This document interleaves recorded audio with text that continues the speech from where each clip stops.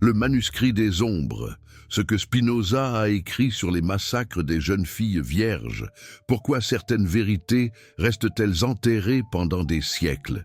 Qui décide quelles histoires méritent d'être racontées et lesquelles doivent être effacées de la mémoire collective?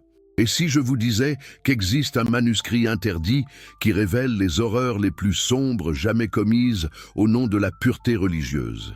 Avant de continuer, si vous aimez les histoires qui changent vraiment votre vision du monde, n'oubliez pas de vous abonner à la chaîne pour ne manquer aucun moment de cette révélation. Et s'il vous plaît, écrivez dans les commentaires de quel pays vous regardez cette vidéo et à quelle heure vous l'avez découverte. Cela aide énormément l'algorithme à faire découvrir cette histoire à plus de personnes qui ont besoin de l'entendre. Si vous êtes sur votre téléphone portable, donnez un petit coup de pouce en appuyant sur le bouton « J'aime » maintenant. Cela aide vraiment à atteindre plus de personnes et à faire sortir cette vérité de l'obscurité.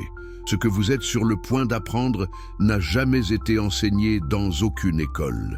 Aucun professeur n'a osé en parler. Aucun livre d'histoire officiel ne mentionne ces pages.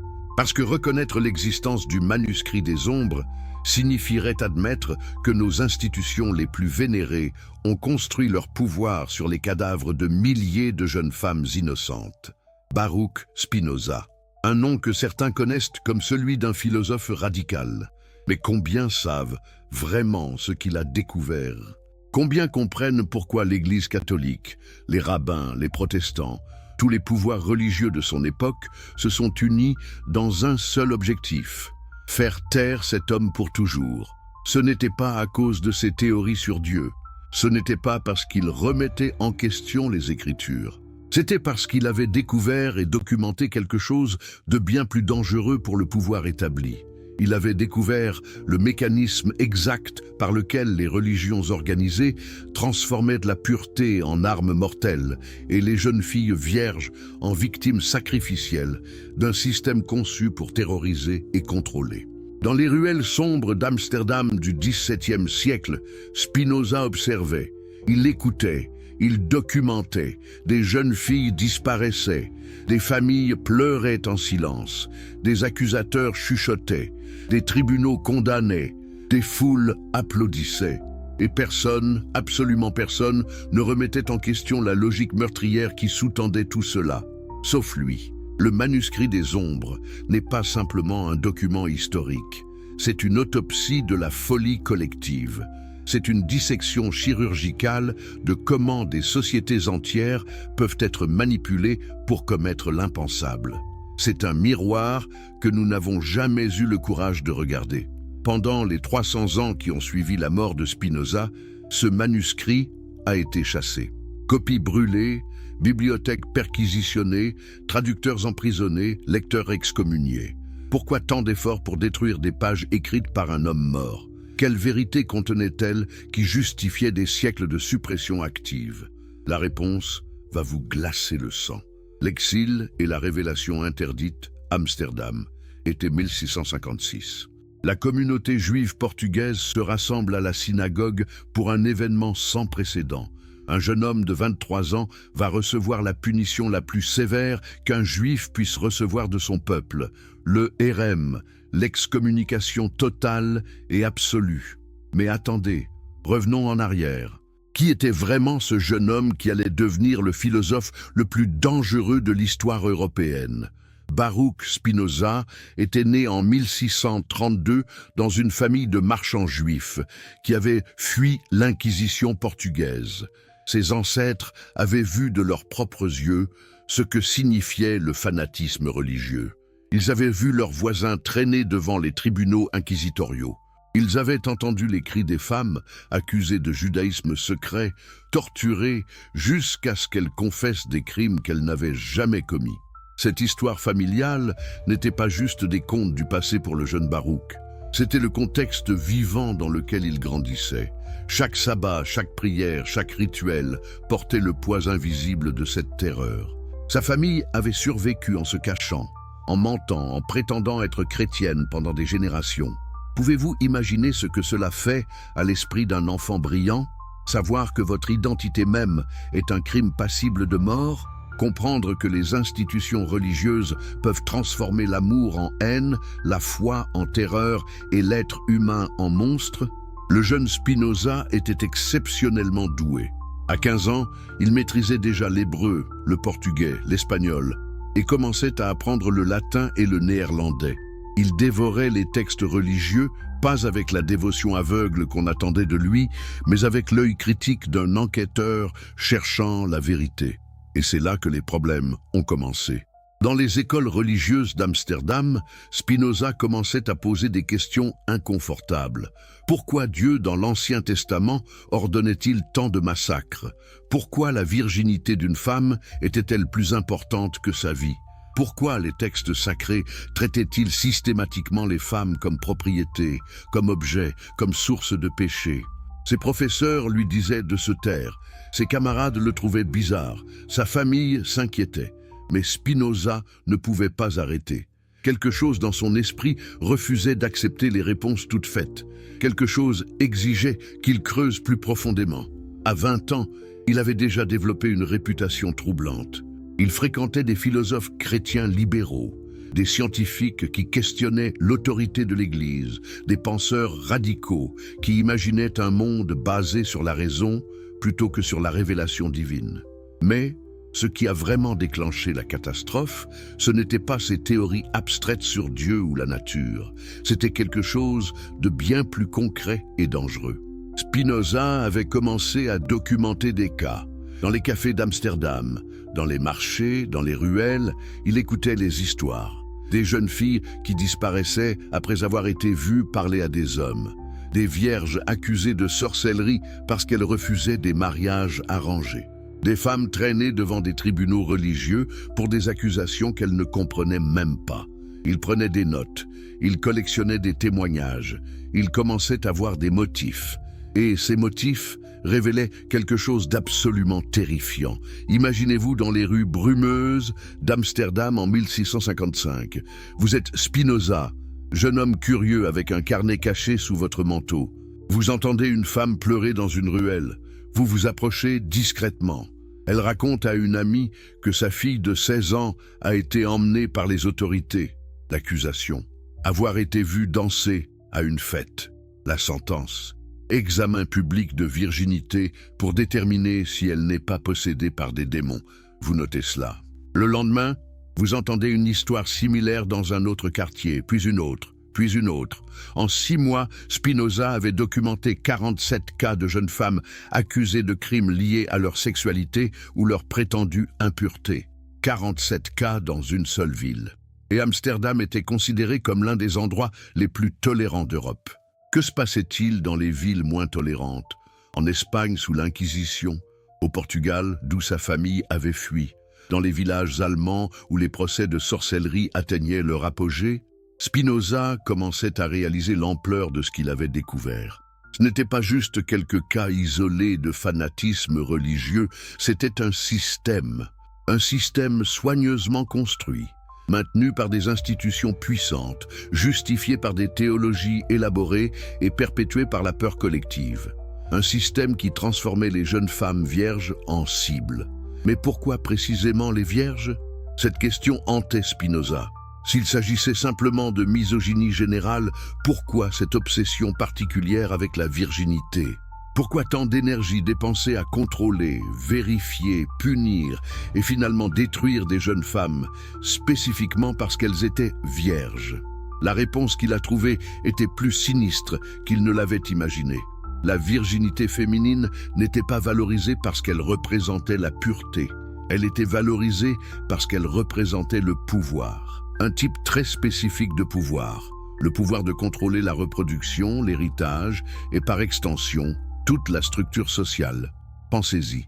Dans une société patriarcale où la richesse et le statut passent par les lignes masculines, comment garantissez-vous qu'un homme transmet vraiment sa propriété à ses propres enfants biologiques? Vous contrôlez totalement la sexualité de sa femme. Et comment commencez-vous ce contrôle?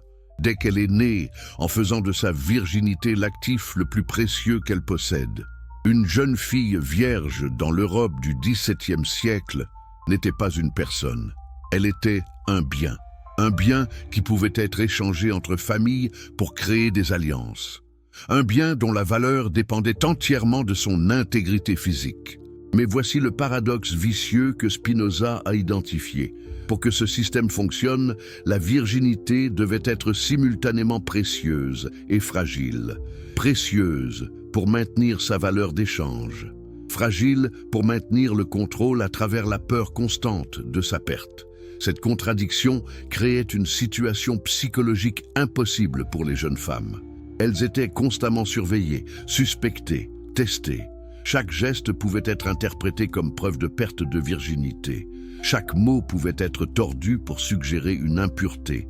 Et quand une jeune fille était accusée de ne plus être vierge, que ce soit vrai ou faux, que se passait-il? Dans les meilleurs cas, elle était déshonorée, invendable pour le mariage, condamnée à une vie de pauvreté et d'ostracisme social. Dans les pires cas, elle était accusée de sorcellerie, traînée devant des tribunaux, torturée pour avouer des relations avec des démons et finalement exécutée publiquement. Spinoza documentait tout cela avec une précision chirurgicale. Ses notes contenaient des noms, des dates, des lieux, des accusations spécifiques, des méthodes de torture, des sentences finales. Il créait, sans le savoir, ce qui deviendrait le premier témoignage philosophique systématique de ce que nous appellerions aujourd'hui la violence de genre institutionnalisée. Mais il n'était pas simplement un observateur passif. Il commençait à développer une théorie pour expliquer comment tout cela était possible. Comment des communautés entières pouvaient-elles participer à la destruction de leurs propres filles? Comment des mères pouvaient-elles dénoncer leurs propres enfants? Comment des voisins qui avaient vu ces filles grandir pouvaient-ils les regarder brûler vives sans intervenir? La réponse de Spinoza tenait en un mot, superstition. Mais il ne parlait pas de superstition au sens superficiel de croyances irrationnelles en magie ou en fantômes. Il parlait de quelque chose de beaucoup plus profond et plus dangereux. Il parlait d'un état mental où la peur remplace la raison, où l'imagination domine la perception, où le collectif écrase l'individuel. Dans cet état de superstition collective, selon Spinoza, les êtres humains deviennent capables de n'importe quelle atrocité. Ils peuvent torturer des enfants et le vivre comme un acte de foi. Ils peuvent massacrer des innocents et le célébrer comme une victoire divine. Ils peuvent détruire tout ce qui est beau, bon et vrai, tout en croyant sincèrement qu'ils font l'œuvre de Dieu. C'était cette analyse que Spinoza commençait à partager avec ses amis proches. Et c'était cette analyse qui allait le condamner. En 1656, les rabbins de la communauté juive d'Amsterdam reçurent des rapports alarmants. Le jeune Baruch Spinoza enseignait des hérésies dangereuses. Il remettait en question non seulement les dogmes juifs, mais l'ensemble du système de croyances qui maintenait leur communauté ensemble. Pire encore, il suggérait que les autorités religieuses utilisaient délibérément la peur et la superstition pour maintenir leur pouvoir. Pouvez-vous imaginer à quel point c'était dangereux? Cette communauté juive vivait dans une tolérance précaire. Un faux pas et ils pouvaient tous être expulsés, voire pire. Ils ne pouvaient pas se permettre d'héberger un hérétique qui attirait l'attention négative. Les rabbins ont d'abord essayé de raisonner avec lui. Ils lui ont offert une pension annuelle s'il gardait le silence public sur ses opinions. Spinoza a refusé, l'argent ne l'intéressait pas. La vérité, si. Ils ont ensuite essayé des menaces. Ils ont mobilisé sa famille pour faire pression sur lui. Son père était déjà mort, mais ses sœurs le supplièrent de se rétracter. Ses amis d'enfance l'abandonnèrent un par un. La pression sociale était énorme. Spinoza n'a pas cédé. Le 27 juillet 1656, la sentence fut prononcée. Le RM. Mais ce n'était pas un RM ordinaire.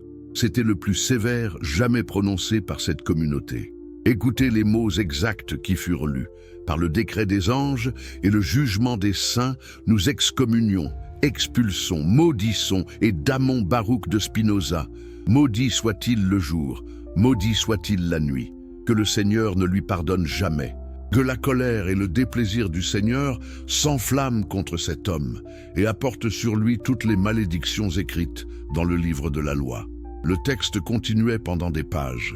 Aucun juif ne pouvait lui parler, faire affaire avec lui, lire ses écrits, ou même se trouver à moins de 4 coudées de lui. Il était mort socialement, un fantôme vivant. Spinoza avait 23 ans. Que fait un jeune homme dans une telle situation? Beaucoup se seraient effondrés, beaucoup auraient cherché la réconciliation à tout prix, beaucoup auraient renoncé à leurs convictions pour retrouver l'acceptation de leur communauté. Spinoza a fait le contraire, il a plongé plus profondément. Libéré des contraintes de sa communauté, il a commencé à explorer des territoires intellectuels encore plus dangereux. Il a intensifié ses recherches sur ce qu'il appelait maintenant le système de contrôle par la superstition. Et au cœur de ce système, il voyait toujours la même cible, les jeunes femmes vierges. Dans les mois qui suivirent son excommunication, Spinoza déménagea dans des logements modestes, en dehors d'Amsterdam.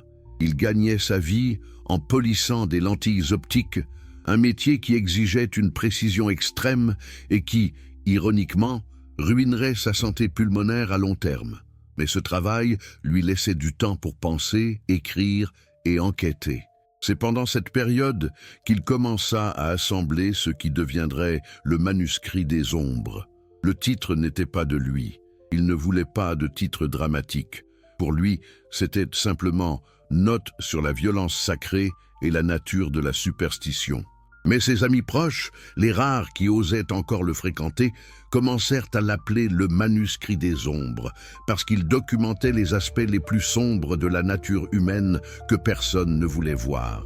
Spinoza collectionnait tout: transcriptions de procès, témoignages de survivantes, lettres de famille détruites, traités théologiques justifiant la torture, manuels d'inquisiteurs expliquant comment identifier une sorcière, confessions obtenues sous la torture. Il lisait ces documents avec l'œil clinique d'un scientifique étudiant une maladie. Il cherchait des patterns, des structures récurrentes, des mécanismes sous-jacents. Et ce qu'il trouvait était systématique au point d'être terrifiant. Il découvrit que les accusations de sorcellerie contre les jeunes vierges suivaient des cycles prévisibles. Elles augmentaient pendant les périodes de crise sociale. Famine, épidémie, guerre, instabilité économique. Quand les communautés étaient stressées et effrayées, elles cherchaient des boucs émissaires. Et les jeunes femmes vierges étaient des cibles parfaites. Pourquoi parfaites? Parce qu'elles symbolisaient simultanément ce que la communauté valorisait le plus et ce qu'elle craignait le plus. Elles représentaient la pureté que tous prétendaient protéger. Mais elles représentaient aussi la sexualité féminine non contrôlée, la source de tous les péchés dans l'imaginaire religieux de l'époque. En sacrifiant rituellement ces jeunes femmes, les communautés accomplissaient plusieurs objectifs simultanément. Elles renforçaient le contrôle patriarcal sur toutes les femmes. Elles créaient un spectacle de pouvoir qui réaffirmait l'autorité religieuse. Elles offraient une explication simple à des problèmes complexes. Et elles permettaient aux gens de projeter leurs propres peurs et désirs refoulés sur des victimes désignées. Spinoza était en train de déconstruire le mécanisme psychologique du génocide avant même que le mot n'existe. Mais ses découvertes allaient encore plus loin. Il réalisa que le système ne pouvait fonctionner que si tout le monde y participait. Ce n'étaient pas juste les autorités qui persécutaient les jeunes femmes, c'était aussi les familles, les voisins, les amis. Tout le monde était complice. Comment cela était-il possible? Comment transformer des gens ordinaires, capables de gentillesse et de compassion, dans d'autres contextes, en participant actifs d'un massacre collectif? La réponse de Spinoza était révolutionnaire. À travers la normalisation de la violence par le rituel religieux. Quand la torture et l'exécution sont présentées comme sacrées, quand elles sont accomplies au nom de Dieu, quand elles suivent des procédures élaborées qui leur donnent une apparence de légitimité, elles cessent d'être perçues comme de la violence. Elles deviennent des actes de purification, de protection, de dévotion. Les familles qui dénonçaient leurs filles ne se voyaient pas comme des traîtres. Elles se voyaient comme des croyants fidèles, protégeant leur communauté du mal. Les foules qui assistaient aux exécutions ne se voyaient pas comme des voyeurs sadiques. Elles se voyaient comme des témoins participant à un rituel sacré de restauration de l'ordre moral. Spinoza appelait cela l'inversion morale de la superstition. Le bien devient mal, le mal devient bien et personne ne questionne parce que tout est drapé dans les vêtements de la religion. Dans ses notes les plus privées, celles qu'il n'a jamais osé montrer même à ses amis les plus proches, Spinoza écrivit quelque chose d'extraordinaire. Il écrivit qu'il avait commencé à douter non seulement des religions organisées, mais de l'idée même d'un Dieu personnel, qui se soucie des affaires humaines. Comment un Dieu bon et tout-puissant pouvait-il permettre que des innocentes soient torturées et tuées en son nom? Soit ce Dieu n'existait pas, soit il n'était pas bon, soit il n'était pas tout-puissant. La logique était implacable. C'est cette conclusion qui forma la base de ce qui deviendrait sa philosophie mature. L'idée que Dieu et la nature sont une seule et même chose. Que l'univers opère selon des lois naturelles fixes, non selon les caprices d'une divinité personnelle. Que la morale doit être basée sur la raison et la compréhension de la nature humaine, non sur l'obéissance à des commandements prétendument divins. Mais avant d'arriver à ces conclusions abstraites, Spinoza devait d'abord documenter les faits concrets qui les rendaient nécessaires. Et ces faits étaient contenus dans des milliers de cas de jeunes femmes détruites par le système qu'il était en train d'exposer. Parlons maintenant de certains de ces cas spécifiques. Non pas pour choquer, mais parce que comprendre les détails est essentiel pour saisir la profondeur de ce que Spinoza découvrait. L'anatomie de la superstition assassine. En 1657, un an après son excommunication, Spinoza eut accès à quelque chose d'extraordinaire. Les archives personnelles d'un ancien inquisiteur portugais qui avait fui vers Amsterdam avec sa conscience rongée par la culpabilité. Cet homme, dont Spinoza ne révéla jamais le nom pour le protéger, lui donna accès à des centaines de transcriptions de procès, des documents que personne en dehors de l'Inquisition n'était censé voir, des preuves concrètes de ce qui se passait réellement dans les chambres de torture. Spinoza passa des semaines à lire ces documents. Chaque page était une descente plus profonde dans l'abîme de la cruauté humaine justifiée par la foi. Il y avait le cas de Maria, 16 ans, accusée de sorcellerie parce qu'elle avait été vue cueillir des herbes dans les bois. Les herbes étaient pour sa mère malade, mais les accusateurs affirmaient qu'elle préparait des potions diaboliques. Elle fut soumise à l'examen de virginité qui confirma qu'elle était vierge. Mais au lieu de la libérer, cette confirmation devint une preuve supplémentaire de sa culpabilité. Car, selon la logique tordue des inquisiteurs, seule une vierge avait assez de pouvoir spirituel pour faire des pactes avec des démons puissants. Maria fut torturée pendant 3 jours. Elle ne confessa rien. Au 4e jour, brisée psychologiquement, elle confessa tout ce que ses tortionnaires voulaient entendre. Oui, elle avait eu des relations avec le diable. Oui, elle avait participé à des sabbats. Oui, elle avait renoncé à Dieu. Elle fut brûlée vive 1 semaine plus tard. Spinoza nota tous les détails. Tous. L'âge, la date, l'accusation initiale, la progression de la torture, les mots exacts de la confession forcée, la sentence finale. Mais il nota aussi quelque chose que personne d'autre ne remarquait. La structure narrative de la confession était identique à des dizaines d'autres cas. Les jeunes femmes torturées confessaient toute la même histoire, même vocabulaire, même séquence d'événements, même description du diable. C'était impossible. Si ces confessions étaient authentiques, chacune aurait été unique, reflétant l'expérience personnelle de la victime. Le fait qu'elles étaient identiques prouvait qu'elles étaient dictées par les inquisiteurs.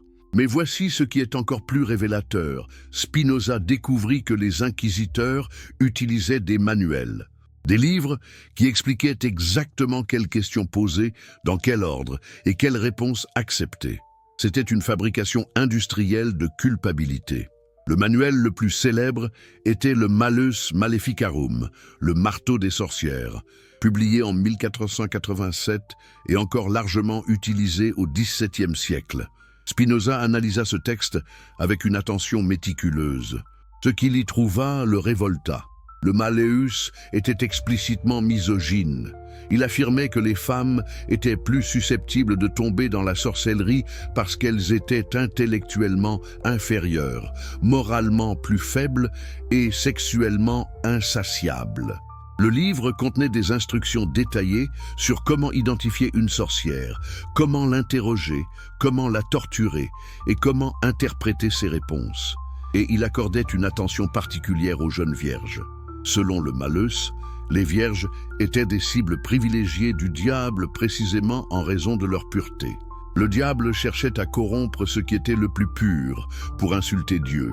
Par conséquent, une jeune fille vierge accusée de sorcellerie était particulièrement dangereuse.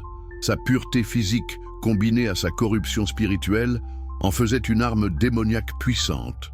Cette logique créait une situation kafkaïenne. Si une jeune femme n'était pas vierge, elle était coupable d'impureté et donc potentiellement une sorcière.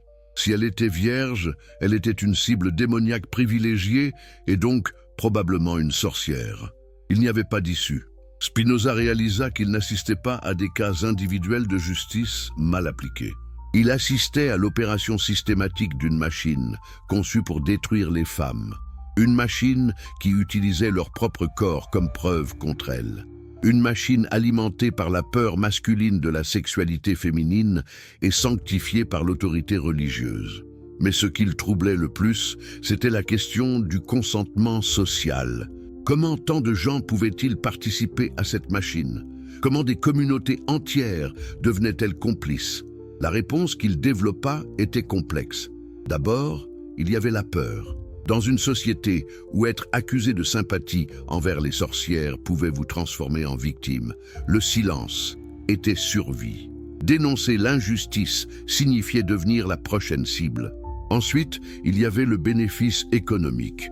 Quand une femme était exécutée pour sorcellerie, ses biens étaient confisqués. Cette richesse était redistribuée entre l'Église, l'État et parfois les accusateurs eux-mêmes. Il y avait un incitatif financier direct à accuser les riches. Spinoza documenta des cas où des jeunes femmes de familles aisées étaient accusées peu après avoir hérité de propriétés. Coïncidence? Non. C'était de la prédation économique déguisée en purification morale.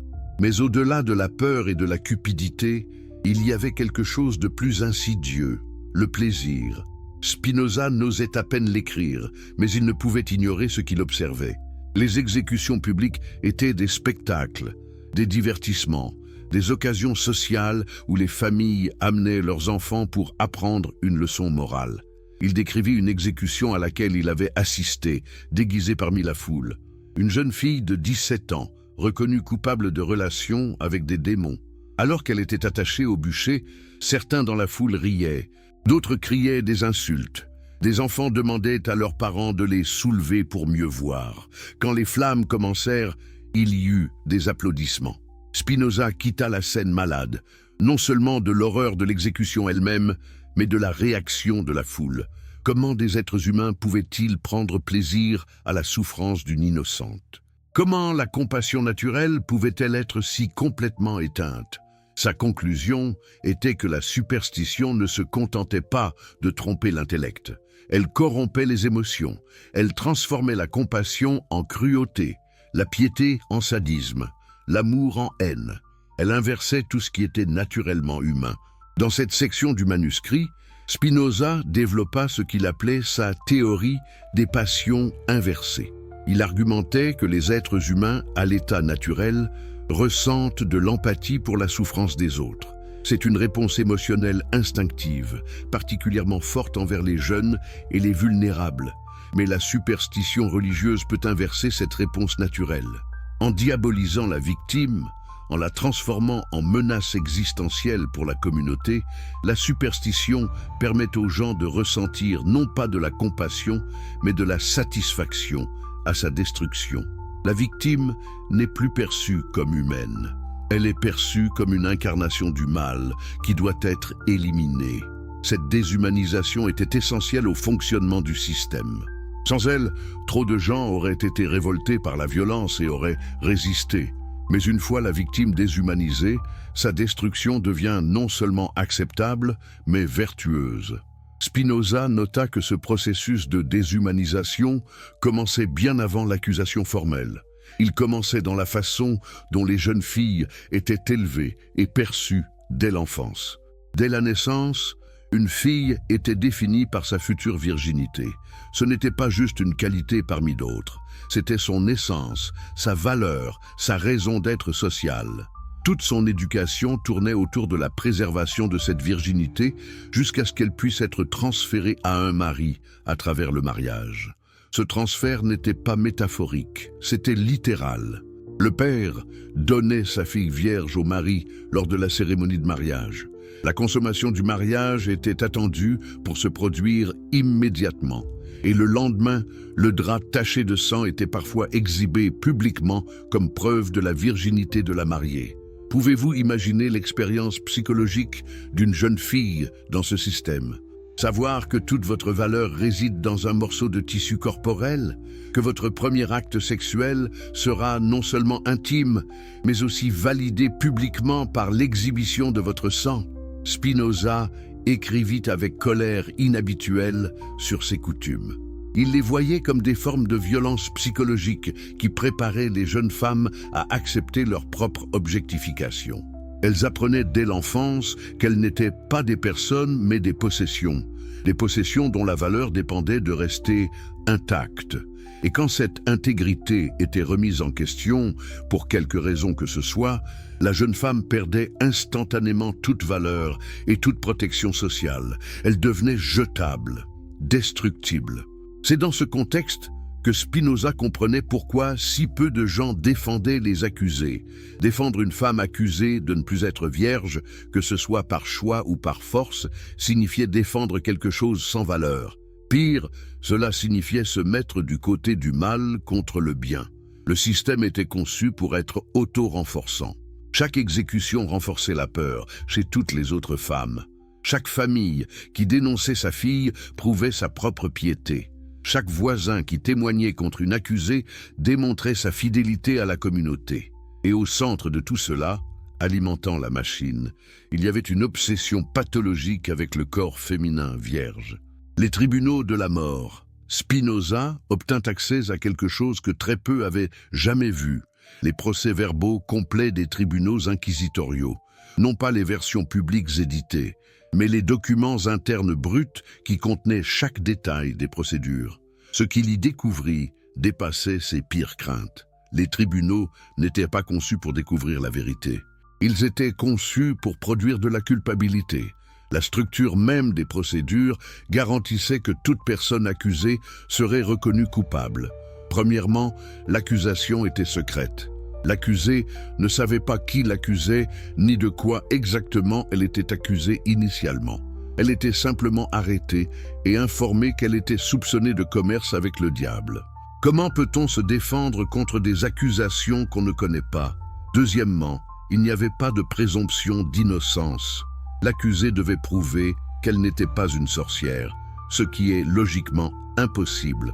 Comment prouvez-vous une négative? Comment démontrez-vous que quelque chose ne s'est jamais produit? Troisièmement, tout pouvait être utilisé comme preuve. Si l'accusé pleurait, c'était une preuve de culpabilité parce que les sorcières ne peuvent pas pleurer. Si elle ne pleurait pas, c'était une preuve de culpabilité parce que son manque d'émotion révélait sa nature démoniaque. Si elle avouait rapidement, cela confirmait sa culpabilité. Si elle refusait d'avouer malgré la torture, c'était une preuve que le diable la protégeait. Il n'y avait littéralement aucun comportement, aucune parole, aucune action qui pouvait établir l'innocence une fois qu'une femme était accusée. Mais c'était dans les détails spécifiques des procédures que Spinoza trouva les preuves les plus accablantes de la perversité systématique. Prenons l'examen de virginité. C'était souvent la première étape après l'arrestation d'une jeune femme. Elle était déshabillée de force, attachée dans une position humiliante et examinée par des experts nommés par le tribunal. Ces experts étaient généralement des sages-femmes, elles-mêmes terrifiées d'être accusées si elles ne coopéraient pas. Elles inspectaient le corps de la jeune femme à la recherche de marques du diable. N'importe quelle tache de naissance, grain de beauté ou cicatrice pouvait être désignée comme preuve d'un pacte démoniaque. Elle vérifiait également la virginité physique. Mais voici le piège. Si l'hymen était intact, cela prouvait que la jeune femme avait des relations avec des démons, car les démons ne laissaient pas de traces physiques. Si l'hymen n'était pas intact, Cela prouvait qu'elle avait eu des relations charnelles interdites. Dans les deux cas, le résultat était la culpabilité. Spinoza documenta des dizaines de cas où de jeunes filles qui avaient perdu leur virginité suite à un viol étaient accusées de sorcellerie. Le viol lui-même était interprété comme preuve qu'elles avaient séduit leurs assaillants à travers des pouvoirs diaboliques. Les victimes devenaient les coupables. Après l'examen initial venait l'interrogatoire. Les questions suivaient des scripts standardisés. Quand avez-vous rencontré le diable pour la première fois? Comment s'est présenté à vous? Quels actes avez-vous accomplis avec lui? Remarquez la structure de ces questions. Elle ne demande pas « est-ce si ces événements se sont produits ?» Elle présuppose qu'ils se sont produits et demande simplement des détails. C'est une technique d'interrogatoire conçue pour induire de fausses confessions. Si l'accusée niait, elle était envoyée à la torture légère. Cela pouvait inclure le rack qui étirait le corps jusqu'à disloquer les articulations, la brodequin qui écrasait lentement les jambes, ou la strapado qui suspendait la victime par les bras attachés derrière le dos. La torture légère était limitée à 1 heure. Si l'accusée ne confessait toujours pas, elle était renvoyée en cellule pour réfléchir. Puis elle revenait pour la torture rigoureuse qui n'avait pas de limite de temps. Spinoza lut des transcriptions où des jeunes femmes résistaient pendant des jours. Leurs corps brisés, leurs esprits fragmentés, elles refusaient encore d'avouer des crimes qu'elles n'avaient pas commis. Ces femmes étaient des héroïnes extraordinaires, mais leur résistance était finalement inutile. Parce que même si elles ne confessaient jamais, le tribunal avait d'autres moyens de les condamner. Les témoignages de voisins, aussi vagues et non vérifiables soient-ils, étaient acceptés comme preuve. Je l'ai vue parler seule dans les bois, devenait « elle invoquait des démons ». Son chat m'a regardé étrangement, devenait « elle utilise des familiers démoniaques ». Et puis il y avait les confessions d'autres accusés. Sous torture, des femmes étaient forcées de nommer d'autres femmes comme co-conspiratrices. Chaque accusé torturé créait de nouvelles victimes. C'était une cascade sans fin de destruction. Spinoza calcula qu'en moyenne, chaque femme torturée dénonçait 3 à 4 autres femmes. Cela créait une progression géométrique. Une accusation initiale pouvait se transformer en dizaines d'exécutions en quelques mois. Il appela cela l'effet multiplicateur de la terreur.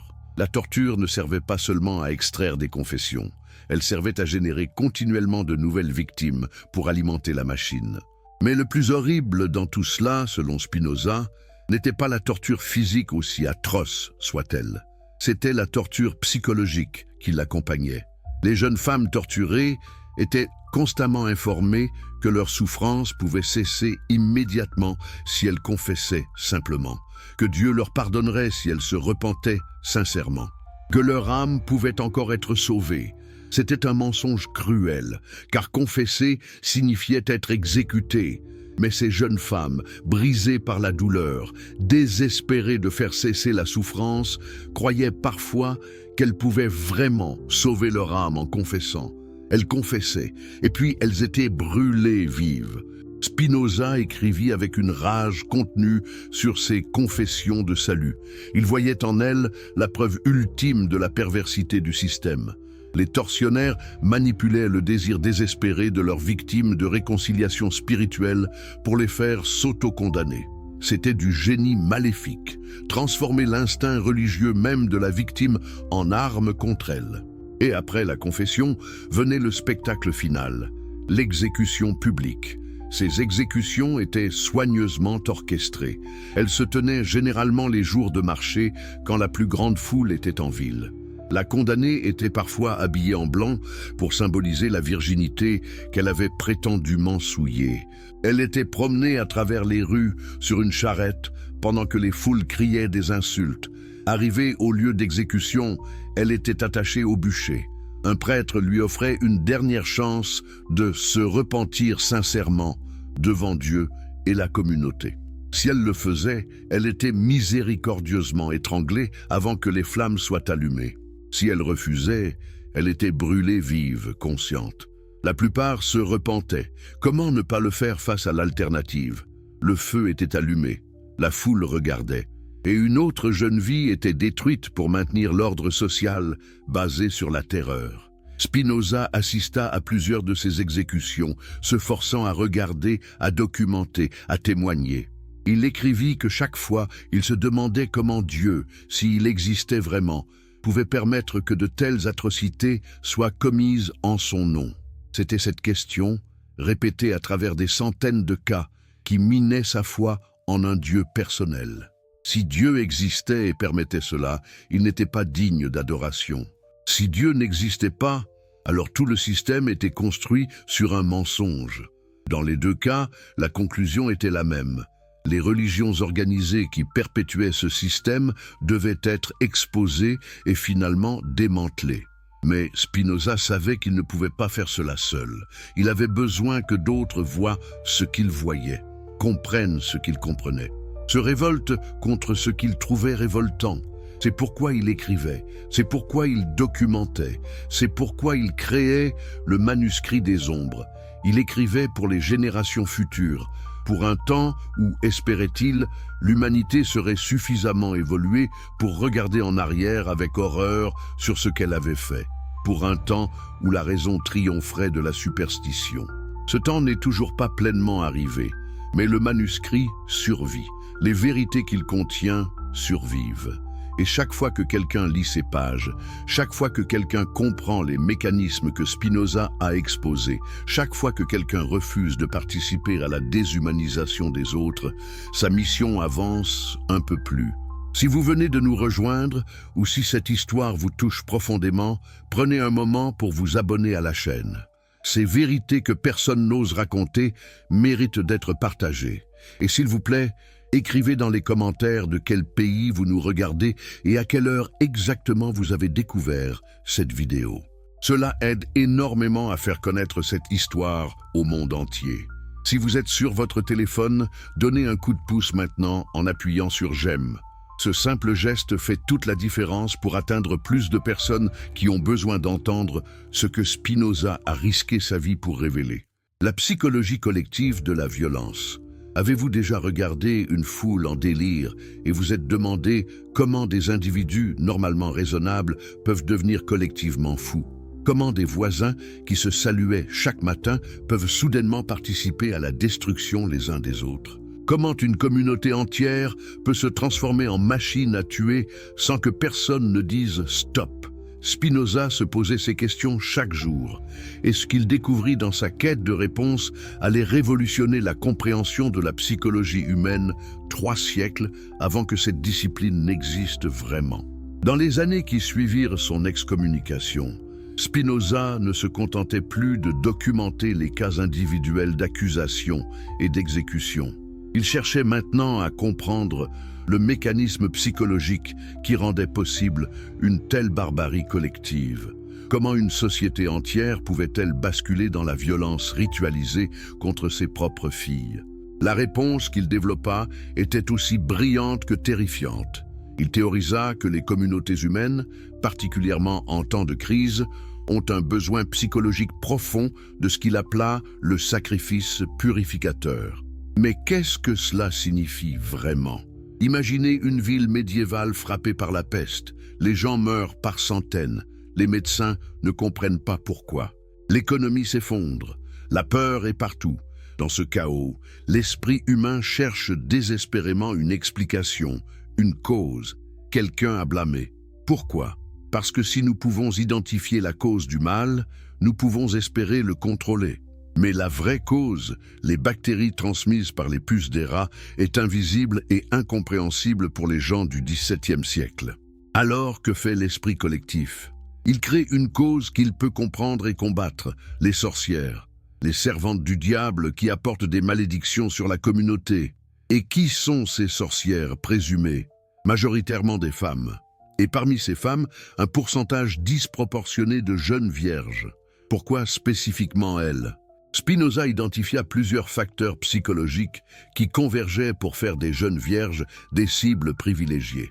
Premièrement, il y avait ce qu'il appelait l'ambivalence sacrée. Les jeunes vierges occupaient une position unique dans l'imaginaire collectif. Elles étaient simultanément les plus pures et les plus dangereuses, les plus précieuses et les plus jetables, les plus protégées et les plus vulnérables. Comment cela fonctionnait-il?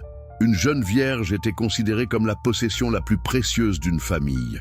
Sa virginité garantissait qu'elle pouvait être mariée avantageusement, créant des alliances et assurant la continuité du nom familial. Elle était donc précieuse sur le plan économique et social. Mais simultanément, cette même virginité faisait d'elle une source constante d'anxiété. Elle devait être surveillée continuellement pour s'assurer qu'elle ne la perdait pas. Chaque interaction avec un homme était suspecte. Chaque moment hors de la surveillance familiale était dangereux. La jeune vierge était ainsi transformée en un objet précieux qui pouvait se dévaluer instantanément. Cette ambivalence créait une tension psychologique intense dans la communauté. Et quand une crise survenait, cette tension cherchait une libération. Deuxièmement, Spinoza identifiait ce qu'il appelait la projection de la culpabilité sexuelle.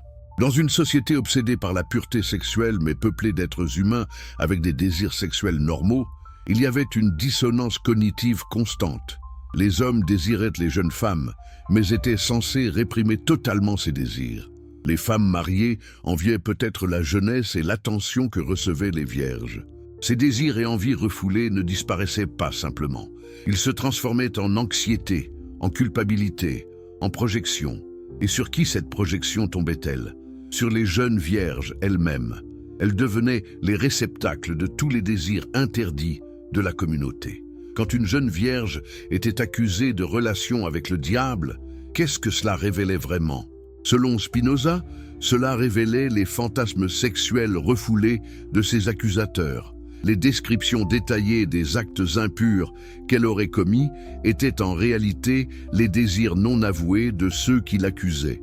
La torture et l'exécution devenaient alors une forme perverse de consommation de ces fantasmes.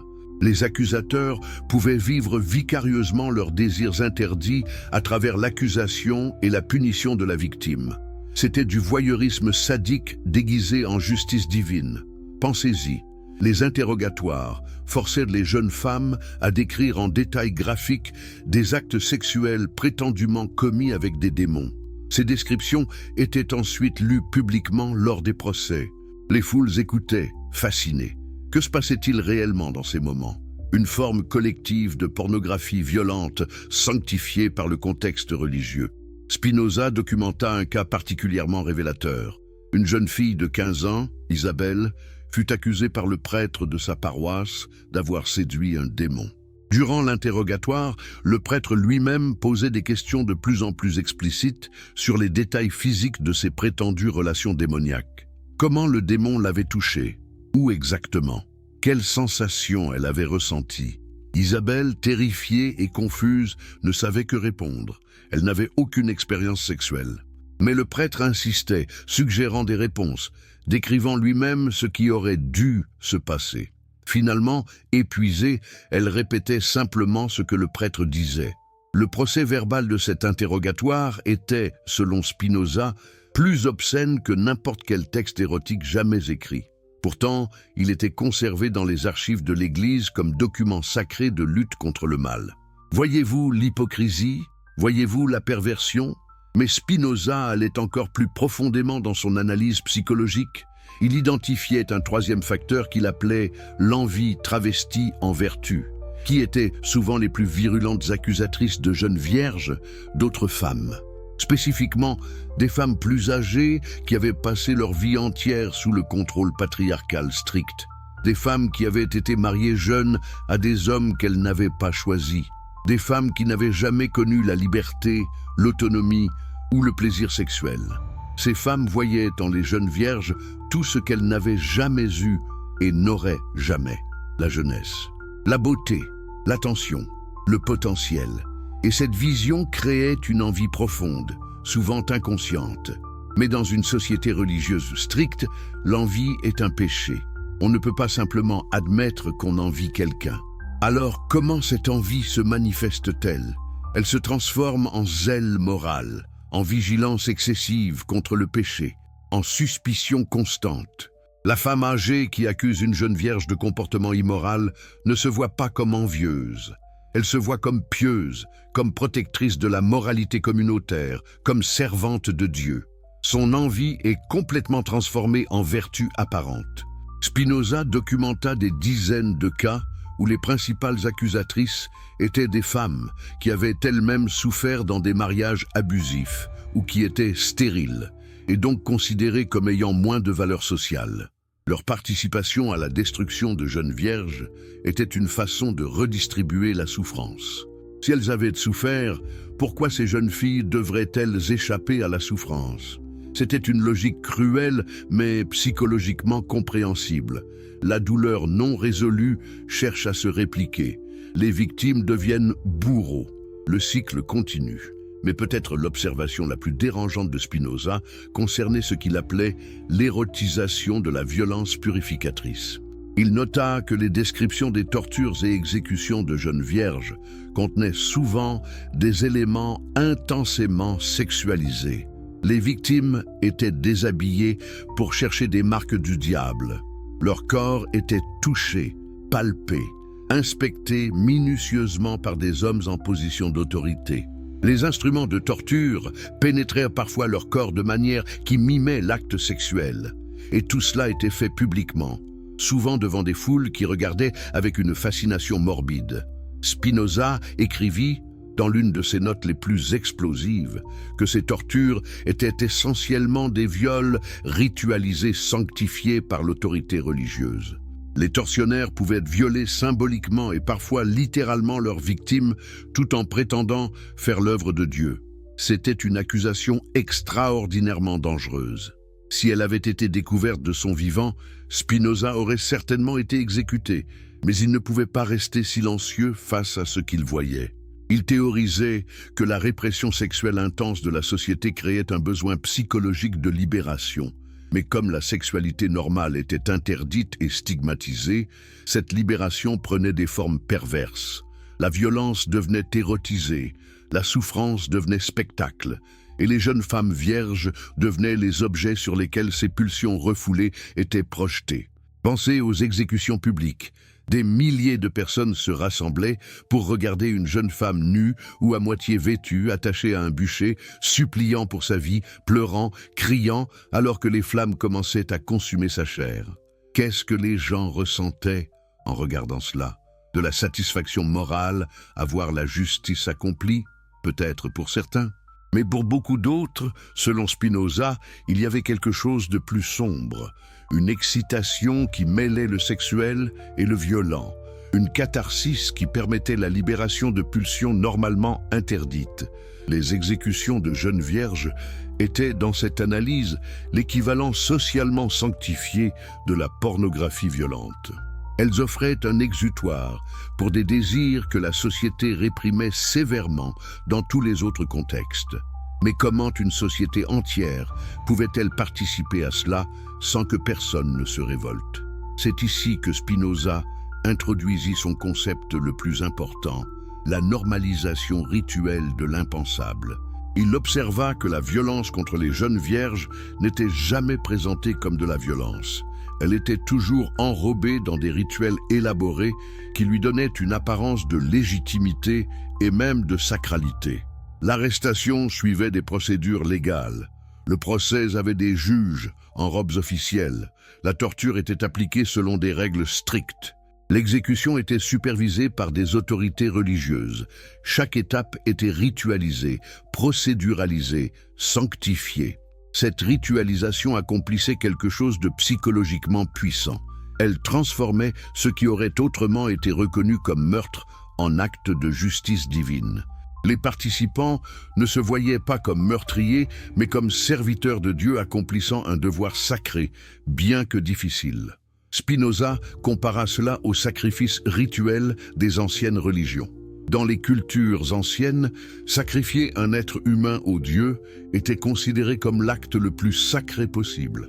Les prêtres qui accomplissaient ces sacrifices n'étaient pas vus comme des assassins, mais comme les intermédiaires entre l'humain et le divin. Les exécutions de prétendues sorcières fonctionnaient exactement selon la même logique psychologique. C'étaient des sacrifices humains aux dieux chrétiens déguisés en justice légale, et les victimes privilégiées de ces sacrifices, les jeunes vierges. Pourquoi? Parce que dans la logique sacrificielle, le plus pur, le plus précieux doit être offert aux dieux. Un sacrifice n'a de valeur que s'il coûte quelque chose. Sacrifier une personne déjà marginalisée ou sans valeur sociale n'accomplit rien symboliquement. Mais sacrifier une jeune vierge, le symbole même de la pureté et de la valeur sociale, cela a un impact psychologique énorme. Cela dit à la communauté, nous sommes tellement pieux que nous sommes prêts à détruire même ce que nous avons de plus précieux pour plaire à Dieu. C'est l'équivalent de l'histoire d'Abraham et Isaac, mais accompli réellement et non symboliquement. Spinoza fut peut-être le premier penseur occidental à reconnaître explicitement que le christianisme, malgré sa prétention à avoir dépassé les sacrifices humains païens, continuait à les pratiquer sous des formes déguisées. Mais il y avait un autre aspect de la psychologie collective que Spinoza explorait, la complicité passive de la majorité silencieuse. Pour chaque personne qui participait activement aux accusations, tortures et exécutions, il y en avait des centaines qui regardaient passivement, ne disant rien, ne faisant rien. Comment expliquer ce silence? Spinoza identifiait plusieurs facteurs.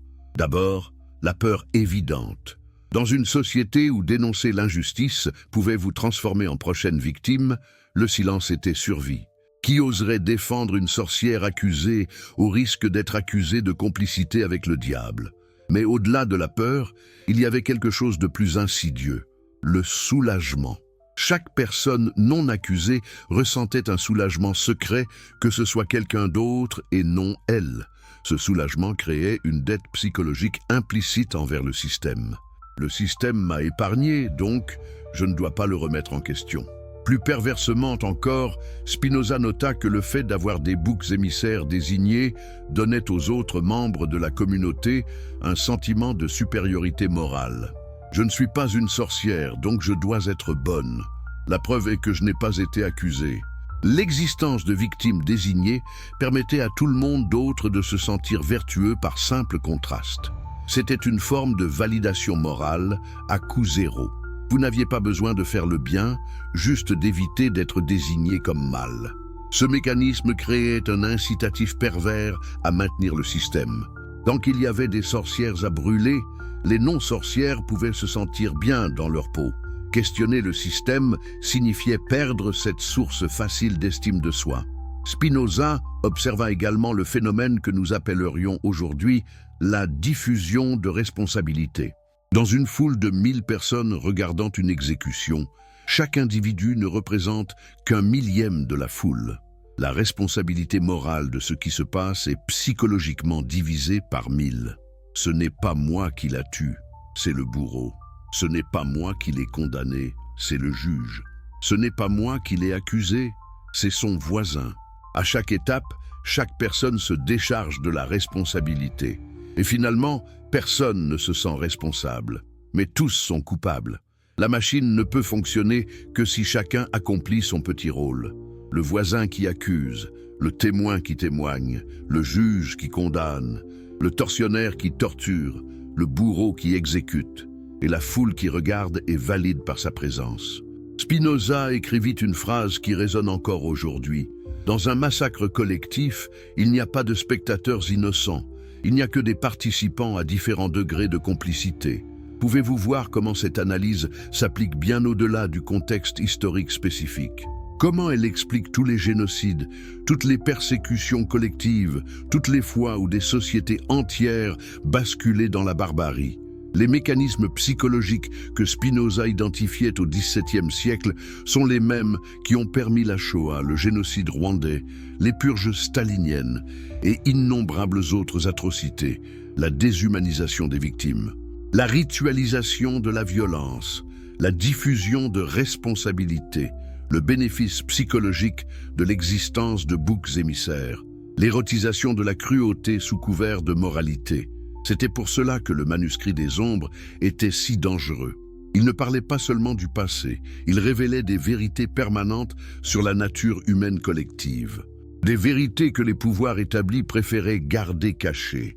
Parce que si les gens comprenaient ces mécanismes, ils pourraient les reconnaître en opération dans leur propre société. Ils pourraient résister, ils pourraient refuser de participer. Et c'est exactement ce que Spinoza voulait accomplir. Il n'écrivait pas pour un public académique abstrait. Il écrivait pour changer la réalité. Il voulait que ses lecteurs futurs développent une immunité psychologique contre la manipulation collective. Comment fait-on cela? En comprenant les mécanismes, en les nommant, en les exposant à la lumière de la raison.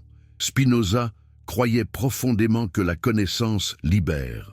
Pas simplement la connaissance abstraite, mais la connaissance spécifique des moyens par lesquels nous sommes manipulés et contrôlés. Une fois que vous comprenez comment fonctionne un tour de magie, il perd son pouvoir sur vous. De même, une fois que vous comprenez comment la superstition transforme des gens normaux en participants d'un massacre, vous pouvez résister à cette transformation en vous-même. Mais il y avait un dernier élément de la psychologie collective que Spinoza explorait, peut-être le plus troublant de tous, la transmission intergénérationnelle du trauma.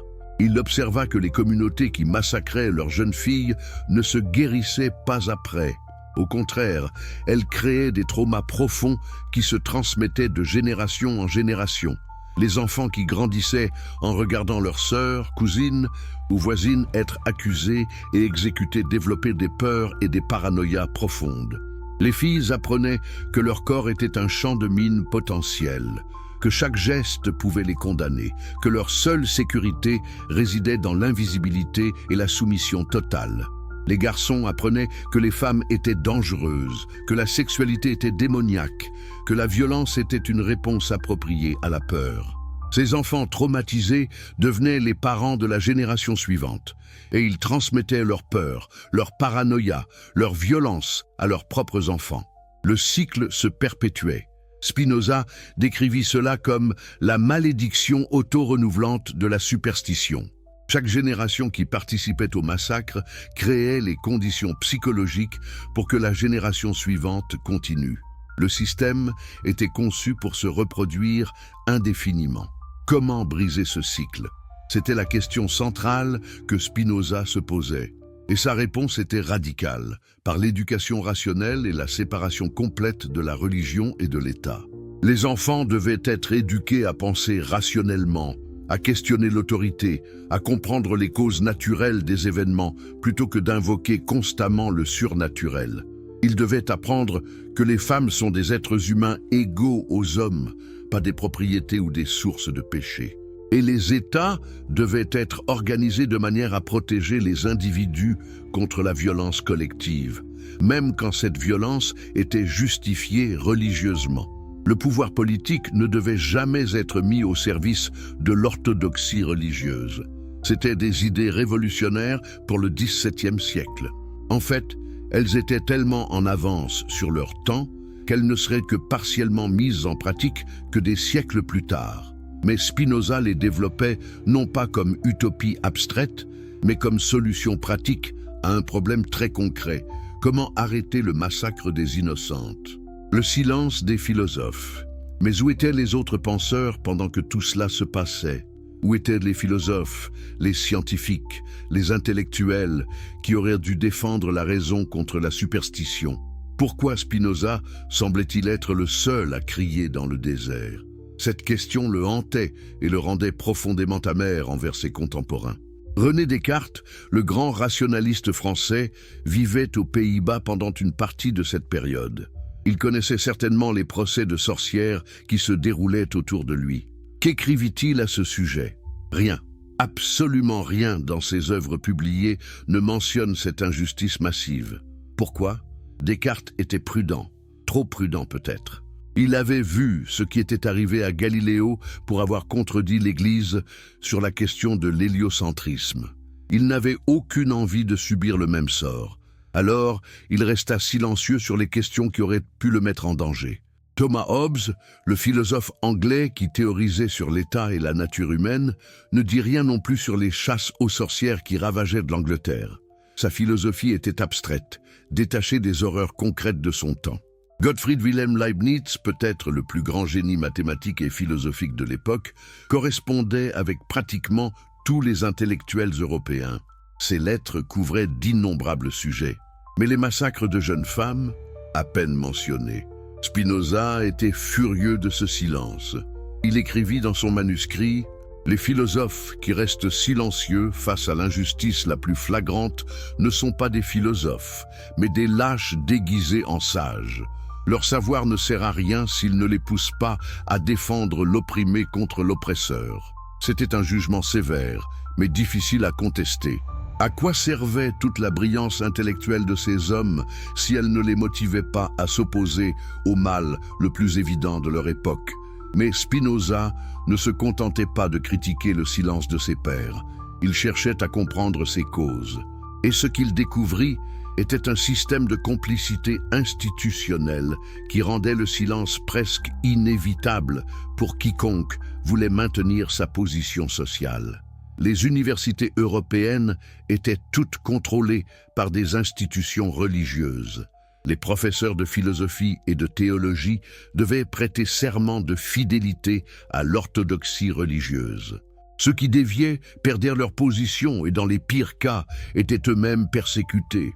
Ce système créait un filtre puissant. Seuls ceux disposés à rester silencieux sur les contradictions et les injustices pouvaient progresser dans les carrières académiques. Les voix dissidentes étaient systématiquement éliminées. Spinoza documenta plusieurs cas de professeurs qui avaient osé critiquer les procès de sorcellerie et qui avaient perdu leur position. Il y avait Cornelius Loos, professeur de théologie allemand, qui en 1592 écrivit un traité dénonçant les chasses aux sorcières comme des délires sans fondement. Que lui arriva-t-il?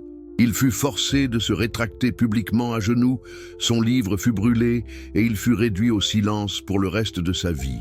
Il y avait Johann Weyer, médecin et philosophe, qui argumentait que les prétendues sorcières étaient en réalité des femmes souffrant de maladies mentales qui avaient besoin de traitement médical, non de torture. Son livre, De Prestigis Daemonum, fut immédiatement mis à l'index des livres interdits par l'Église catholique. Les universités lui fermèrent leurs portes. Il y avait Friedrich Spee, le jésuite allemand, que Spinoza admirait particulièrement. Spee servait comme confesseur des femmes condamnées pour sorcellerie.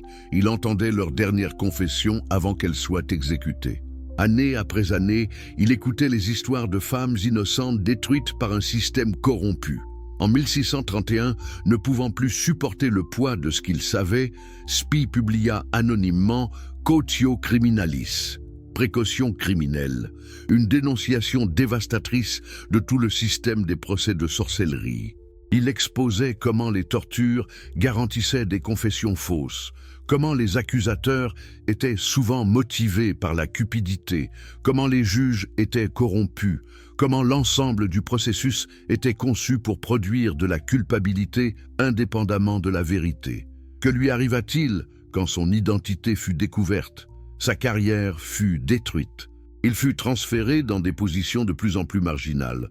En 1635, servant comme aumônier militaire pendant la guerre de 30 ans, il contracta une maladie en soignant des soldats malades et mourut à 44 ans. Selon certains témoignages, ses cheveux étaient devenus complètement blancs prématurément à cause du stress de ce qu'il avait vu et de la persécution qu'il subissait. Spinoza consacra des pages entières de son manuscrit à honorer la mémoire de Spee. Il le voyait comme l'exception qui prouvait la règle. Un homme qui avait eu le courage moral de parler malgré les conséquences personnelles terribles. Mais pourquoi était-il l'exception plutôt que la norme? Pourquoi si peu d'intellectuels suivirent son exemple? Spinoza identifiait plusieurs raisons. D'abord, la spécialisation professionnelle créait une forme de cécité morale. Les philosophes étudiaient la métaphysique, la logique, l'épistémologie. Ils ne se voyaient pas comme responsables de commenter les questions pratiques comme la justice criminelle. C'était, pensait-il, le domaine des juristes et des théologiens. Cette division du travail intellectuel permettait aux philosophes d'ignorer les horreurs qui se déroulaient autour d'eux en prétendant que ce n'était pas leur domaine d'expertise. Spinoza trouvait cette excuse méprisable. La justice, argumentait-il, est l'affaire de tous ceux qui prétendent chercher la vérité. Deuxièmement, il y avait ce que Spinoza appelait la corruption par le patronage. La plupart des intellectuels dépendaient du soutien financier de mécènes riches, souvent des aristocrates ou des institutions religieuses. Critiquer le système qui nourrissait littéralement ces intellectuels était un acte d'auto-sabotage économique. Descartes, par exemple, avait cherché toute sa vie le patronage de diverses cours royales et aristocratiques. Sa prudence politique n'était pas simplement de la lâcheté, mais aussi du calcul économique rationnel. Pourquoi risquer sa position pour défendre des femmes qu'il ne connaissait pas? Cette logique était compréhensible sur le plan individuel, mais désastreuse sur le plan collectif. Si chaque intellectuel reste silencieux pour protéger ses intérêts personnels, alors personne ne parle jamais et l'injustice continue indéfiniment.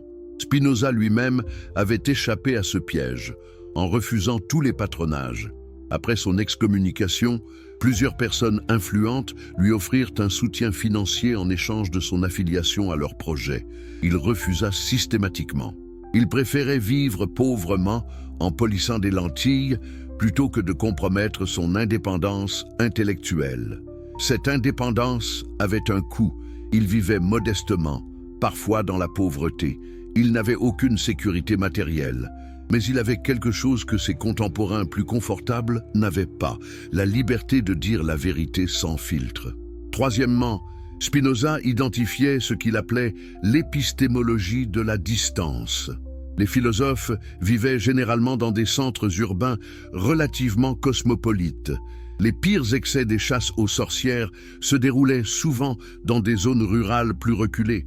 Cette distance physique créait une distance psychologique. Il est plus facile d'ignorer une injustice que vous ne voyez pas directement. Les cris des femmes torturées dans des villages lointains ne perturbaient pas le sommeil des philosophes dans leur bibliothèque confortable. Spinoza, lui, s'était délibérément exposé à ces horreurs. Il assistait aux procès, il visitait les prisons, il parlait avec les familles des victimes. Il se forçait à voir, à entendre, à sentir la réalité de ce qu'il dénonçait. Cette exposition directe rendait impossible pour lui de rester dans l'abstraction confortable. Mais peut-être la raison la plus profonde du silence philosophique était ce que Spinoza appelait la complicie intellectuelle avec le pouvoir. Il observait que la philosophie européenne, malgré ses prétentions à la recherche de vérité pure, servait en réalité souvent à justifier et à maintenir les structures de pouvoir existantes. Les universités formaient les bureaucrates et les prêtres qui administraient le système. Les théologiens développaient les rationalisations complexes qui justifiaient la torture et l'exécution. Les philosophes créaient les cadres métaphysiques qui légitimaient les hiérarchies sociales. Tout le système éducatif et intellectuel était, au fond, au service du pouvoir, et le pouvoir exigeait le silence sur ses crimes les plus flagrants. Spinoza écrivit « On me demande parfois pourquoi je ne rejoins pas mes pairs philosophes dans leurs débats savants sur la nature de la substance ou la possibilité de la connaissance certaine. Je réponds « Comment puis-je discuter abstraitement de la substance pendant que des femmes réelles, faites de chair et d'os, sont brûlées vives ? Comment puis-je théoriser sur la connaissance pendant que l'ignorance organisée massacre les innocents ? La philosophie qui ne sert pas la justice n'est pas la philosophie, mais son cadavre. » C'était une vision radicale de ce que devrait être la philosophie. Non pas un jeu intellectuel pour élites oisives, mais un outil pratique de libération et de justice. Mais cette vision ne faisait que l'isoler davantage de ses contemporains. Ils le voyaient comme naïf, imprudent, dangereux. Lui les voyait comme complices d'un génocide par leur silence. Y avait-il eu quelques voix dissidentes au-delà de Spee? Oui, quelques-unes.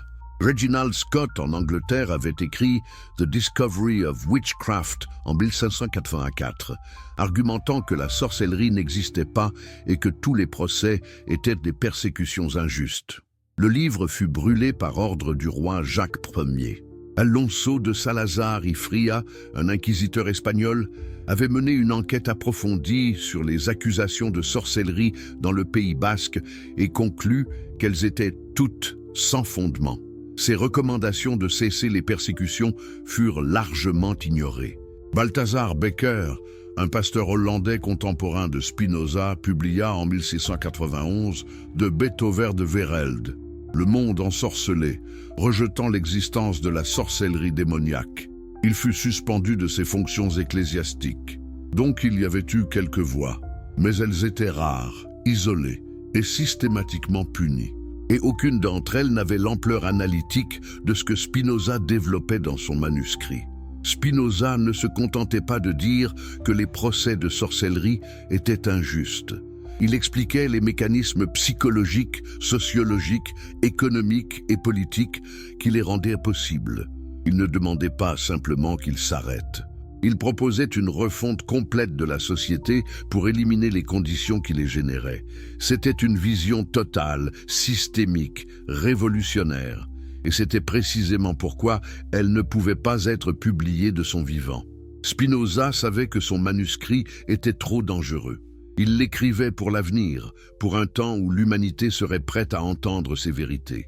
En attendant, il le gardait caché, le montrant seulement à un cercle très restreint d'amis de confiance.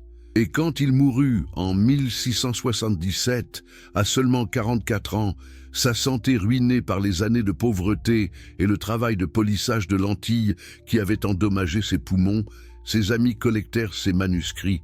Certains furent publiés. Son éthique, son traité théologico-politique.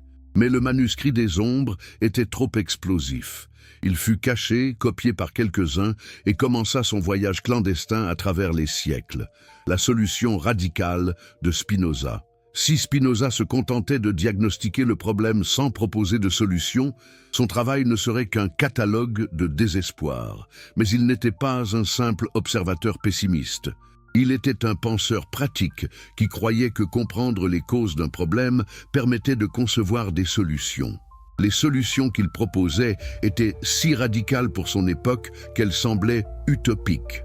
Pourtant, plusieurs siècles plus tard, certaines d'entre elles formeraient la base des démocraties libérales modernes.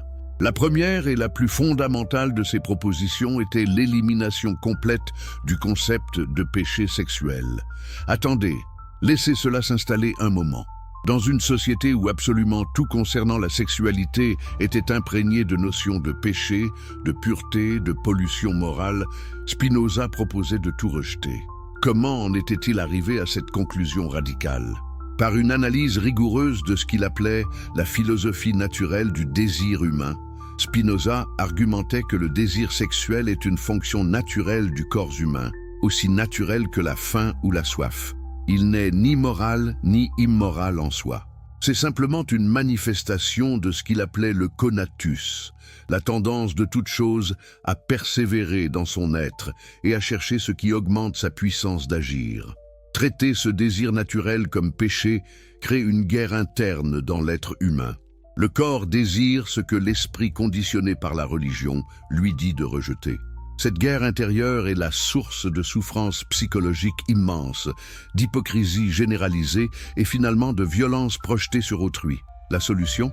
Accepter la sexualité comme naturelle et développer une éthique basée non pas sur la répression, mais sur la compréhension rationnelle de ce qui mène vraiment au bien-être humain. Qu'est-ce que cela signifierait concrètement? Cela signifierait arrêter d'obsessionner sur la virginité féminine, reconnaître que le statut de l'hymen d'une femme n'a aucune relation avec sa valeur morale ou humaine. Comprendre que les femmes ont les mêmes désirs sexuels que les hommes et que ces désirs ne sont ni honteux ni diaboliques. Cela signifierait éduquer les jeunes sur le fonctionnement naturel de leur corps, au lieu de les terroriser avec des menaces d'enfer. Cela signifierait permettre aux individus de faire leur propre choix sexuel dans le cadre de relations basées sur le consentement mutuel et le respect. Pour le XVIIe siècle, ces idées étaient proprement révolutionnaires. En fait, elles restaient controversées même aujourd'hui dans de nombreuses sociétés. Mais Spinoza n'était pas naïf. Il savait que simplement proclamer que le sexe n'est pas un péché ne transformerait pas instantanément la société. Les attitudes profondément enracinées pendant des siècles ne disparaissent pas par déclaration philosophique. C'est pourquoi sa deuxième proposition était un système d'éducation radicalement nouveau. Spinoza imaginait des écoles complètement séparées du contrôle religieux, où les enfants seraient éduqués dans les sciences naturelles, la philosophie rationnelle, et ce que nous appellerions aujourd'hui l'éducation civique. Ils apprendraient à penser de manière critique, à questionner l'autorité, à exiger des preuves avant d'accepter des affirmations. Spécifiquement concernant la sexualité et le genre, ils apprendraient l'anatomie humaine réelle, pas les mythes religieux. Ils apprendraient que les femmes sont des êtres humains égaux aux hommes, capables de raison, méritant les mêmes droits et opportunités. Les filles, en particulier, seraient éduquées exactement de la même manière que les garçons. Elles apprendraient à lire, à écrire, à calculer, à raisonner. Elles développeraient l'indépendance intellectuelle qui leur permettrait de résister à leur propre objectification. Spinoza croyait que si une génération d'enfants pouvait être élevée avec cette éducation rationnelle, la génération suivante verrait les chasses aux sorcières et l'obsession avec la virginité comme des superstitions barbares incompréhensibles. Mais comment protéger cette éducation contre les tentatives inévitables des autorités religieuses de la contrôler ou de la détruire? Cela amenait Spinoza à sa troisième proposition majeure, la séparation absolue de l'Église et de l'État. C'était peut-être l'idée la plus radicale et la plus dangereuse de toutes. À une époque où pratiquement tous les États européens avaient des religions officielles et où le pouvoir politique et religieux étaient entrelacés, Spinoza proposait un mur complet de séparation. Pourquoi ? Parce qu'il avait vu de ses propres yeux comment la fusion du pouvoir politique et religieux créait un système où la violence religieuse devenait violence d'État. Les procès de sorcellerie n'étaient possibles que parce que le pouvoir de l'État était mis au service de l'orthodoxie religieuse. Dans la vision de Spinoza, l'État aurait une seule fonction légitime, protéger la sécurité et la liberté de ses citoyens. Il serait complètement neutre concernant les questions religieuses. Chacun serait libre de croire ce qu'il voulait et de pratiquer la religion de son choix, tant que cela ne violait pas les droits d'autrui. Crucial, l'État protégerait activement les individus contre la violence communautaire, même quand cette violence était justifiée religieusement. Si une communauté essayait d'accuser quelqu'un de sorcellerie, l'État interviendrait pour protéger l'accusé. Les crimes seraient définis non pas par référence à des textes religieux, mais par référence à des principes rationnels de justice. Tuer quelqu'un est mal parce que cela viole son droit à la vie, pas parce qu'un commandement divin le dit. Cette vision anticipait les principes fondamentaux du libéralisme politique qui ne s'épanouirait pleinement qu'avec les Lumières un siècle plus tard et la Révolution américaine un siècle après cela. Mais Spinoza allait encore plus loin. Il proposait que l'État garantisse ce que nous appellerions aujourd'hui les droits fondamentaux. Le droit à la liberté de conscience, le droit à la liberté d'expression, le droit à ne pas être torturé ou puni cruellement. Et crucial, le droit à l'égalité devant la loi indépendamment du genre. Oui, au XVIIe siècle, Spinoza argumentait pour l'égalité légale des femmes. Il écrivit que les lois qui traitaient les femmes comme propriété de leurs pères ou maris étaient basées non pas sur la nature ou la raison, mais sur la force brutale et la tradition irrationnelle. Dans une société véritablement rationnelle, les femmes auraient le même accès à l'éducation, les mêmes droits de propriété, le même statut légal que les hommes. Pouvez-vous imaginer à quel point cela était radical ? Les femmes en Europe ne gagneraient le droit de vote que dans les années 1900. Spinoza proposait non seulement le suffrage, mais l'égalité complète 3 siècles plus tôt. Certains historiens ont argumenté que Spinoza n'était pas réellement féministe, parce que certains de ses écrits publiés contenaient des remarques semblant suggérer l'infériorité féminine. Mais ceux qui ont accès aux manuscrits des ombres savent la vérité.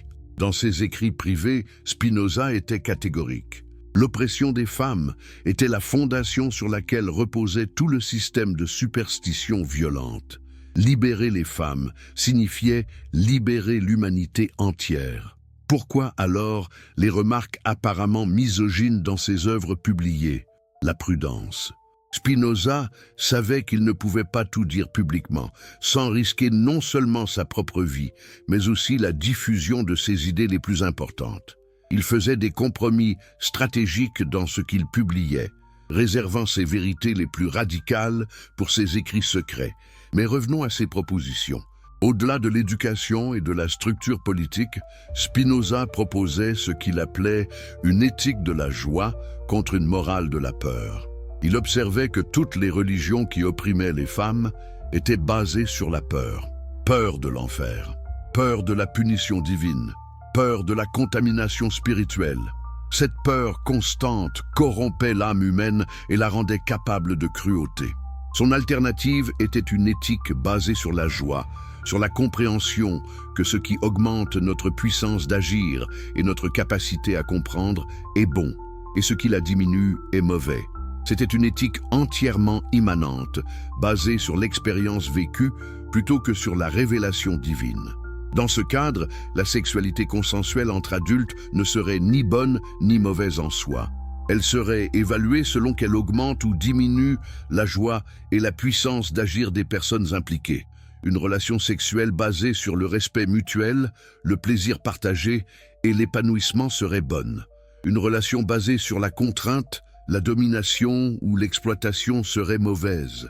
Voyez-vous la différence fondamentale avec l'éthique religieuse de son époque?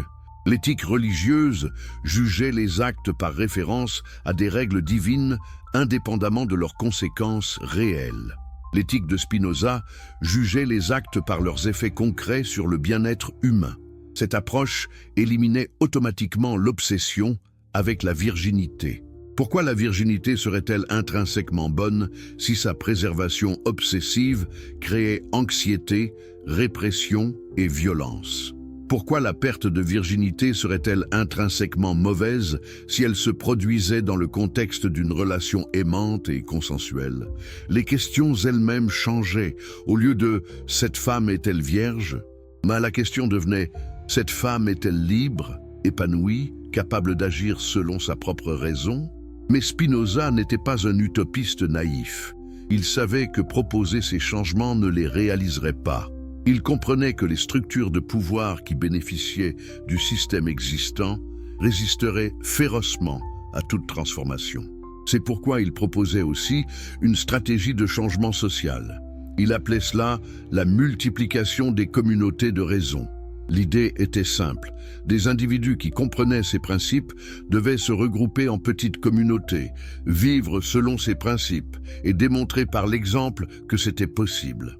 Ces communautés serviraient de preuve vivante qu'une autre façon d'être était viable. Au fil du temps, à mesure que ces communautés prospéreraient et attireraient d'autres personnes, elles se multiplieraient. Éventuellement, elles deviendraient assez nombreuses pour influencer la société dans son ensemble. C'était une stratégie graduelle, patiente, presque évolutionnaire, plutôt que révolutionnaire. Spinoza ne croyait pas qu'on pouvait transformer la société du jour au lendemain par décret ou par violence. Il croyait en la transformation lente mais durable qui vient de gens vivant différemment et inspirant d'autres à faire de même. Ironiquement, c'est exactement ce qui s'est passé avec ses propres idées. Bien qu'interdites et supprimées officiellement, elles circulaient clandestinement parmi de petits groupes d'intellectuels radicaux. Ces groupes influencèrent les Lumières. Les Lumières influencèrent les révolutions démocratiques. Et aujourd'hui, bien que très imparfaitement, beaucoup des principes que Spinoza proposait sont au moins nominalement acceptés dans les démocraties libérales. La séparation de l'Église et de l'État, l'éducation publique laïque, l'égalité légale des femmes, la liberté de conscience, tout cela peut être tracé en partie aux graines que Spinoza planta dans le sol hostile du XVIIe siècle. Mais le manuscrit des Ombres contenait une dernière proposition, peut-être la plus radicale de toutes. Spinoza proposait que les sociétés futures créent, si cette histoire vous bouleverse autant qu'elle devrait, n'oubliez pas de vous abonner pour ne manquer aucune révélation. Ce que vous allez découvrir maintenant n'a jamais été enseigné nulle part. Dites-nous dans les commentaires de quel pays vous nous regardez et à quelle heure précise vous avez trouvé cette vidéo. Votre témoignage compte. Et si vous êtes sur mobile, appuyez sur « J'aime » maintenant. Ce geste simple aide à briser le silence que ces vérités ont subi pendant des siècles. L'héritage interdit. Que se passe-t-il quand un homme meurt en laissant derrière lui des vérités que le monde n'est pas prêt à entendre? Que deviennent les manuscrits trop dangereux pour être publiés, mais trop importants pour être détruits? Et comment des idées interdites survivent-elles à travers des siècles de censure active? Le 21 février 1667, Baruch Spinoza mourut dans une petite chambre, louée à La Haye. Il avait 44 ans. Ses poumons, ravagés par des années de respiration de poussière de verre, du polissage de lentilles, avaient finalement cédé. Il mourut pauvre, seul, sauf pour quelques amis fidèles, sans enfants, sans famille, qui le reconnaissaient encore. Mais il laissa quelque chose de bien plus durable que des descendants biologiques. Il laissa des idées qui allaient hanter l'Europe pendant des siècles. Dans les heures qui suivirent sa mort, ses amis les plus proches se précipitèrent vers son logement. Ils savaient ce qui allait arriver. Les autorités viendraient confisquer ses papiers. Il devait agir vite. Lodewijk Mayer, médecin et dramaturge, arriva le premier. Il trouva la chambre exactement comme Spinoza l'avait laissée. Simple, austère, une table avec des manuscrits soigneusement empilés, des lentilles partiellement polies, quelques livres, presque rien d'autre. Mayer savait exactement ce qu'il cherchait. Spinoza lui avait dit où trouver les manuscrits les plus sensibles. Dans une boîte en bois dissimulée sous une lame de plancher, Mayer souleva le plancher avec des mains tremblantes. La boîte était là. À l'intérieur, enveloppée dans du tissu huilé pour les protéger de l'humidité, se trouvaient plusieurs cahiers remplis de l'écriture dense de Spinoza. Mayer n'avait pas le temps de les lire maintenant. Il les glissa sous son manteau juste au moment où il entendait des pas lourds dans l'escalier. Les autorités arrivaient. Mayer sortit par la porte arrière, son cœur battant violemment. Il venait de commettre un crime. Dissimuler les écrits d'un hérétique mort était punissable, mais il devait le faire. Spinoza, lui, avait fait promettre de préserver ses manuscrits, particulièrement celui qu'il appelait ses « notes sur la violence sacrée ». Ce soir-là, dans sa propre maison, Mayer lut pour la première fois le manuscrit des Ombres dans son intégralité. Ce qu'il y découvrit le laissa éveillé toute la nuit, choqué, horrifié et profondément changé. Le lendemain, il contacta les autres membres du cercle intime de Spinoza. Georg Hermann Schuller, médecin. Jarig Gels, marchand devenu philosophe. Simon de Vries, qui était mort quelques années avant Spinoza, mais dont le frère était toujours impliqué. Et quelques autres, peut-être une douzaine de personnes au total, qui partageaient la vision radicale de Spinoza. Ils se réunirent secrètement pour décider du sort des manuscrits. Certaines œuvres de Spinoza, comme l'Éthique, devaient être publiées malgré leur caractère controversé. Elles contenaient la philosophie systématique de Spinoza, et bien qu'hérétiques, elles pouvaient être présentées comme purement théoriques. Mais le manuscrit des Ombres était différent. Il ne contenait pas des spéculations abstraites sur la nature de Dieu ou de la substance. Il contenait des accusations concrètes contre des institutions encore extrêmement puissantes. Il documentait des crimes spécifiques. Il nommait des victimes et des bourreaux. Le publier serait suicidaire. Tous les membres du cercle qui y seraient associés seraient probablement arrêtés et exécutés. Les manuscrits seraient confisqués et brûlés. L'œuvre entière de Spinoza pourrait être supprimée, mais ne pas le préserver signifierait que toutes les victimes que Spinoza avait documentées mourraient une deuxième fois, effacées même de la mémoire, que tous les patterns qu'il avait identifiés resteraient cachés, que les leçons qu'il voulait transmettre aux générations futures seraient perdues. Qu'auriez-vous fait à leur place? Risquer votre vie pour préserver des vérités dangereuses ou choisir la sécurité du silence? Le cercle de Spinoza choisit un compromis risqué. Il ferait des copies du manuscrit, mais elles resteraient secrètes. Ces copies seraient confiées à des individus de confiance qui les transmettraient à leurs propres successeurs. Une chaîne clandestine de gardiens à travers les générations. Mayer lui-même fit la première copie. Il passa des semaines à recopier méticuleusement chaque mot de l'écriture de Spinoza. C'était un travail épuisant. Ses doigts crampent. Ses yeux brûlaient à la lumière des chandelles, mais il continuait page après page, préservant chaque détail. Quand il termina, il avait 2 copies du manuscrit, l'original et sa copie. Il donna l'original à Schuller et garda la copie. Schuller fit une nouvelle copie et la donna à Gell. Gell en fit une autre. En 6 mois, il existait 7 copies du manuscrit des Ombres, dispersées dans différentes villes des Pays-Bas, chacune cachée soigneusement, chacune confiée à quelqu'un qui comprenait son importance. Mais comment garantir que ces copies survivraient au-delà de cette génération? Comment s'assurer qu'elles ne seraient pas découvertes et détruites? Le cercle développa un système ingénieux. Chaque gardien du manuscrit devait identifier au moins 2 personnes de confiance de la génération suivante. Ces personnes seraient progressivement initiées aux idées de Spinoza. Si elles démontraient engagement envers la raison et courage moral, elles recevraient éventuellement accès aux manuscrits secrets. Ce n'était pas seulement une question de préservation physique des documents, c'était la création d'une tradition intellectuelle clandestine. Une chaîne vivante de penseurs radicaux qui se transmettaient non seulement les textes, mais aussi l'engagement envers les principes qu'ils contenaient. Cette chaîne devint ce que certains historiens ont appelé les spinozistes secrets.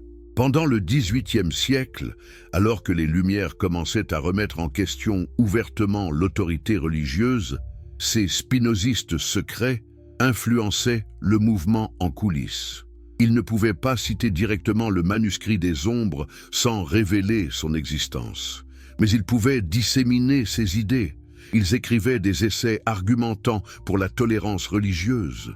Ils publiaient des critiques de la superstition. Ils proposaient des réformes légales protégeant les accusés de procès injustes. Voltaire, le grand philosophe des Lumières, eut-il accès au manuscrit des Ombres? Les preuves sont circonstancielles mais suggestives. Certaines de ces critiques les plus acerbes de l'Église catholique utilisent des arguments remarquablement similaires à ceux de Spinoza. Ces dénonciations de l'injustice judiciaire, particulièrement dans l'affaire Calas, résonnent avec les analyses du manuscrit. Diderot et d'Alembert, les éditeurs de l'Encyclopédie monumentale, inclurent des articles critiquant les procès de sorcellerie et l'oppression des femmes, d'où venaient leurs sources.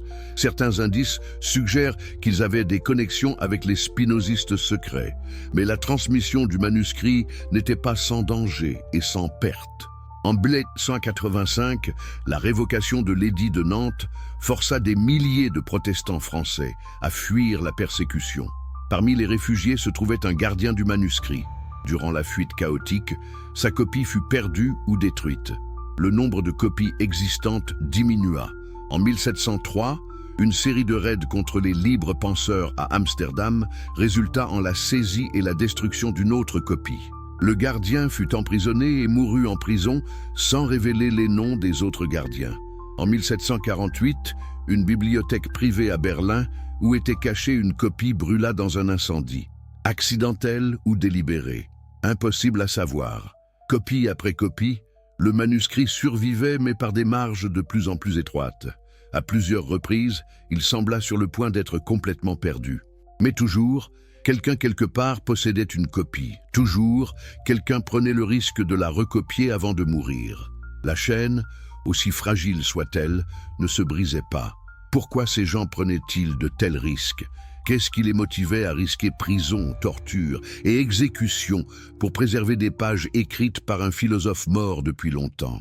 La réponse est simple mais profonde. Ils avaient lu le manuscrit. Et une fois que vous lisez ces pages, une fois que vous comprenez vraiment ce que Spinoza révélait, vous ne pouvez plus revenir en arrière. Vous voyez le monde différemment. Et vous comprenez que ces vérités doivent survivre, quel qu'en soit le coût.